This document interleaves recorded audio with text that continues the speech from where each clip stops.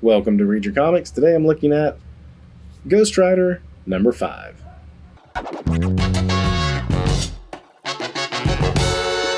Thanks for joining me again today. I'm going to be looking at this 1990 classic team-up of two of the most popular characters of the time. But before I do that, I want to thank all the viewer support. Every like, comment, and subscription is appreciated. If you're enjoying positive comic content, please consider hitting thumbs up, and comments are always encouraged. And hey, if you haven't already, why not subscribe so you never miss a future video? I created this channel to entertain, inform, maybe even inspire you to read some comics. If you think that's a good message and other comic fans need it in their feeds, then your likes, shares, and subs tell YouTube algorithm to put it in front of them. Let's get back into this. It's 1990. Marvel put out, I think they did like 7 new #1, like launched 7 new series. Some of those included the McFarlane Spider-Man, New Warriors, and this Ghost Rider series. It was also the time period of like peak Punisher popularity, and he was popping up in every book. So it made perfect sense to go ahead and get early in this series a crossover with the Punisher. This was probably, outside of the X-Men books, one of the hottest titles going right then. And who did they get to do the cover? None other than Jim Lee. I mean, this was such a popular book. This is a second print. Now, I got this when it first came out, the original print. I had like the run of Ghost Rider up to like 25 or 30, something like that.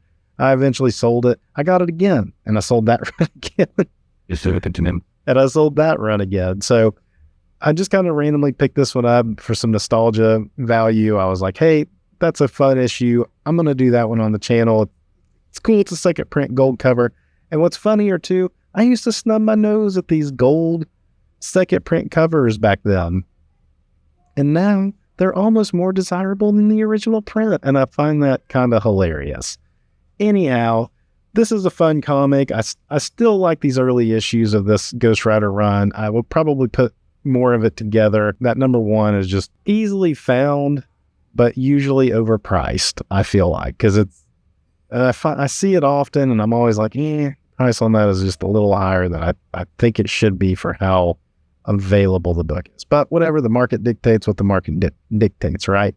But I do have this #5. I also have #6. I want to do both issues. I want to play a little game. I want this video to get to 500 views to do the second part to this. But for now, I'm going to jump into this one. Awesome cover, Jim Lee. What more can you say about it? Jim Lee does a cool Punisher. He always had that headband on him. Awesome looking Ghost Rider too. Of course, Jim Lee will come back and do some Ghost Rider later when there's a crossover with the X-Men. Something about this series, Howard Mackie is the writer. Javier Solteras and Mark Teixeira are considered the artist. And I don't know who gets more credit for what. I'm not super familiar with Solteras as I am with Teixeira now. I mean, back then I didn't know who either were. But I know more Teixeira art, and I see more of it in this. So I was looking at this Marvel Comics Presents that has a Wonder Man story by Solteras. And this does not look anything like what his Ghost Rider work looks like.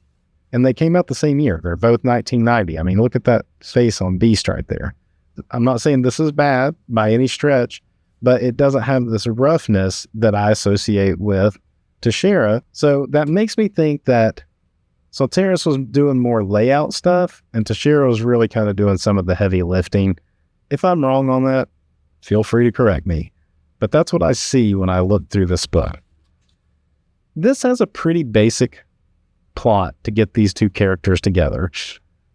The Ghost Rider story with Dan Ketch had just kind of started. This is, issue 5. So his opening arc of 4 issues just wrapped up. This is kind of starting the next chapter of this version of Ghost Rider. He's just out taking out some kids that mugged a woman and took her dignity and were about to take her life, according to the text.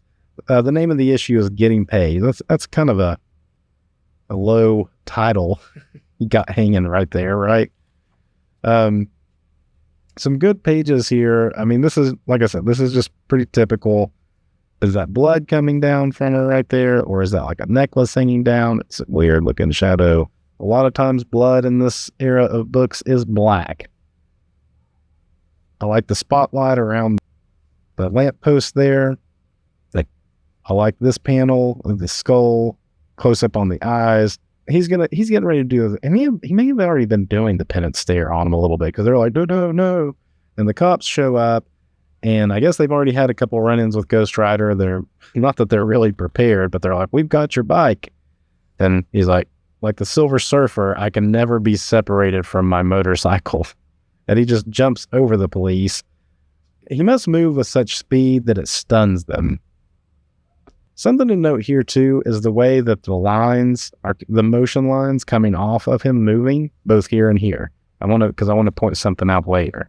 That's pretty typical Western speed cartoon, all right?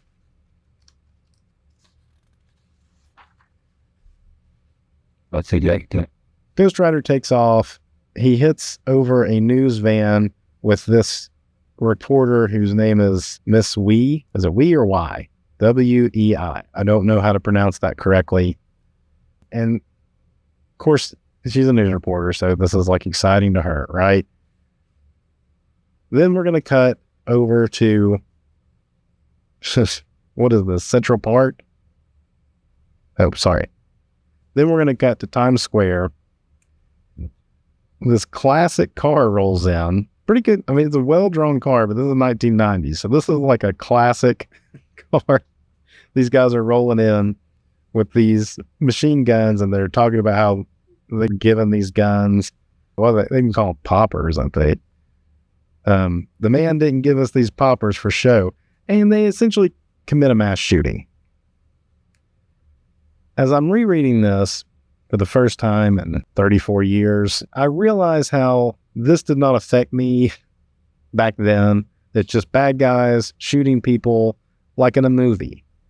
Nowadays, sadly, this has happened, not necessarily in Times Square, but it happens in places. And I don't know if this resonates quite the same way. I mean, maybe it resonates more.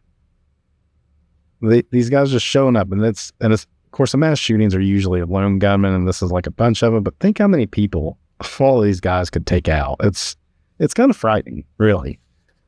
But the Punisher rolls up on this badass drawn motorcycle, and he's, and he's taking them out. Hopefully, I mean, that's like just some spray going on too. But it's funny because his little narration boxes here are about how the kids don't care where their bullets go, but I do. I love this panel, though, of this motorcycle. I think the perspective on it is great. I love the ring of light around the lamppost there. Everything about this I like a lot. And I'm not familiar with Times Square enough to know if everything is drawn particularly accurate, like here and stuff. But I think this is done great. But again, I'm seeing that the rough inking, I guess, of Teixeira, right? Particularly on faces. So he pulls out this gun called a Castle, which is kind of funny. And it's got the laser sight on it, so it's super precise, and he's able to just shoot the engine and make the car wreck. And he goes over to the guys, and they're like, I know my rights. Don't you know who this is? This is not a cop. It's not a cop. He doesn't care about your rights. And I love this like little panel break of the blade of the knife right here. I'm a big fan of panel breaking being used sparingly and subtly like that. I think it adds an extra dimension when it's just a little tip of the knife breaking the panel with the shadow even right there. It gives it almost a three-dimensional, like it is coming off the page. I mean, there's panel break up here with the gun blast too, and the way that the gun goes into this upper panel is almost like a separator, acts as like a natural gutter. But I love the subtle knife breaking the panel there. News report, kind of this TV talking head thing. It's such a theme of this era of comics, really. It's like, Frank Miller did it in The Dark Knight Returns, and then it just became like every comic was always doing it. You got to have the TV news reporter discussing the outbreak of gun crime, which they're calling getting paid, where kids are getting paid essentially and armed to go out and cause chaos. And this reporter, or Wei, or Wee, whatever her name is, she also starts theorizing that because there was an incident with the Ghost Rider and the Punisher happening within a mile or so of each other, that are they the same person? And I was laughing at this. Are they the same person? And all I could do is be like, that is a bold theory. Why would they go and like change clothes to do that? So I'm laughing about it. And as I turn the page, immediately you have Dan Ketch say, that's a laugh. Even he realized the absurdity of her theory, you know? It's just so funny. So then we get some time with Dan and his girlfriend, who I guess she's training to be a cop. It mentions it later, and I don't remember a whole lot about her. I just remember like his sister was put in a coma, and they're talking about that and like how he's been affected from that, is not opening up to her and stuff. And now that I'm looking at this, I just realized how cold Dan's apartment or house or whatever it is he lives in must be. Look at his old school TV with the clicker. Like, I mean, it's one of those like floor TVs, probably a VCR sitting on top. And he's getting kind of the rundown from his girlfriend. You need to open up to me, blah, blah, blah. Then you get the Punisher looking at the same news report. Great face right there. The detail on the guns and stuff is pretty good. Around the same time, we were also getting those Punisher Armory books. And I remember reading those. Well, I mean, they were just pictures and stuff of guns, like highly detailed weapons. And it's funny looking back on that too. Here's like a gun magazine geared towards 10 to 14-year-old boys, more or less. It's funny to look back on this time period and think about like what was acceptable. I can't even imagine like Marvel or DC doing something like that today. And most of the people that buy comics are more adults. Then we get his mom, and they're talking about the coma stuff too. Dan also starts thinking like, I've got this power of the Ghost Rider. I could use it somehow to make money. And I'm thinking at the same time, but you don't really control the Ghost Rider. He just kind of comes out, and then Ghost Rider kind of does his thing. What would you do to make money with Ghost Rider powers? I'm not thinking. And then he says like, I'm not sure I could control him, but the fact that he even had that thought. So he runs across this kid, and I don't know if this kid had played a role in any of the previous issues, but he's like, oh, you're an old Little League coach. And the kid essentially tells him, I'm going over to this warehouse where some guy's giving out guns, and I want one just to protect myself with everything that's going on. So Dan essentially tells him, like, you better get home before I tell your dad what you're up to. He's like, I thought you were cool. Not cool, Eddie. Not. And about to become fodder. Pretty form-telling. These Bollocks ads really take me back too, because they were in pretty much every Marvel comic in 1990, at least the summer of 1990. This had a September cover date, so that would have probably made it come out like in May or June. So this was definitely a summer issue. The summer of McFarlane's Spider-Man, the summer that the merged Hulk came about. I mean, 1990 was a pretty big year for Marvel stuff. So Dan, he's just going to roll up. He's really not sure how this Ghost Rider stuff works. He just thinks like, if I need it, it'll be there. And he rolls up on this warehouse, and he says, is this where we get the hardware? Yeah, this is the place. He says, if you got to ask, you don't belong here, which is kind of funny. It's like, you're just like, excuse me, sir, is this where you buy the drugs? But he's asking for guns, obviously. But it is, you're calling attention to yourself by just rolling up like that. Punisher's watching it all. This is Punisher watching it. He doesn't know who Dan Ketch is. And then he sees him roll away. Lucky for you, kid. You don't want to be here come nightfall anyway. And then, well, Dan was trying to make the Ghost Rider too. He's trying to make the Ghost Rider come, and it's not coming. Why isn't it kicking in when I need it? And so he basically just runs off. He's lucky they didn't kill him. They decide not to kill him because they don't want to bring attention to the warehouse when they're about to have this big meeting with the man, right? That's our mysterious gun supplier. So he's up here kind of thinking that the Ghost Rider is gone. I'm just kind of like, well, I guess that's it. I guess the Ghost Rider was just there for that one thing that I needed to help with Barb and get revenge on Barb's attackers and stuff, but he's gone now. Oh, well. And then it lights up. And I like that smile. This is a good transition to panel. Really, this whole like little scene of him being, oh, well, I don't know where the Ghost Rider came from. I guess it's gone now. That sucks, but I'm probably better off without it. And then it lights up, and to his surprise, and he's got a little smirk like, oh yeah, I'm about to go take those guys down. So as Ghost Rider heads back, Punisher is eyeballing him, and for whatever reason, instead of going straight into the warehouse, the Ghost Rider goes up to get after the Punisher. And he comes up the wall, and Punisher's like, that's impossible. Or is it? So he pulls out his castle, C-A-S-U-L-L, castle. Fake castle. Castle gun. And inside this warehouse, quite a crowd the man has formed here. But he's got the lights off. Turn some lights on. So he turns lights on to blind them. Silence. Welcome. And then you just get this confrontation. Ghost Rider doesn't really go after Punisher right off the bat. He's kind of like, I want to avenge the death of innocents. And the Punisher is the one that's kind of misreading the room, I guess. Instead of being like, okay, well, you don't seem like an Avenger, so I'm just going to go ahead and blast you. Bullets do nothing. Enough. And just smacks the gun out of his hand. They have a quick little, trading punches, but Punisher's really not much of a match for Ghost Rider. Enough.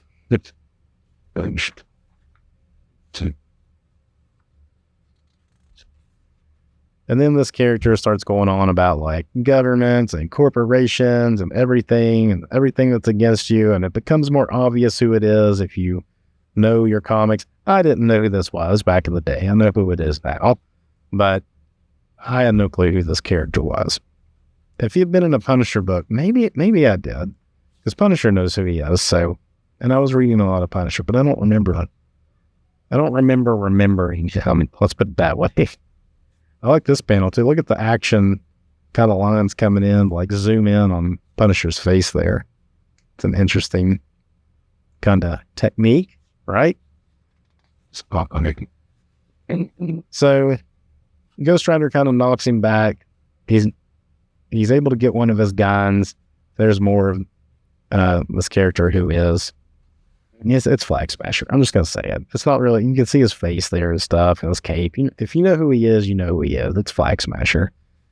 Anyway, this is the panel I kind of wanted to look at when I was thinking about it on this reread. Traditional Western speed is like this, or like blurred lines on the figure. Not usually like a freeze frame of the figure with the background having the lines going like that. That comes from manga, really. And, while I wouldn't look at this panel and say, oh, that's a manga panel, I wonder how much, who did those lines? Solteras or Teixeira? Who did those lines? Because I wonder if that is manga influence that's doing it, or if it's just something they kind of came up with at the same time, which is totally possible. This is more traditional, I would say. So they collide. It's a funny shot right there.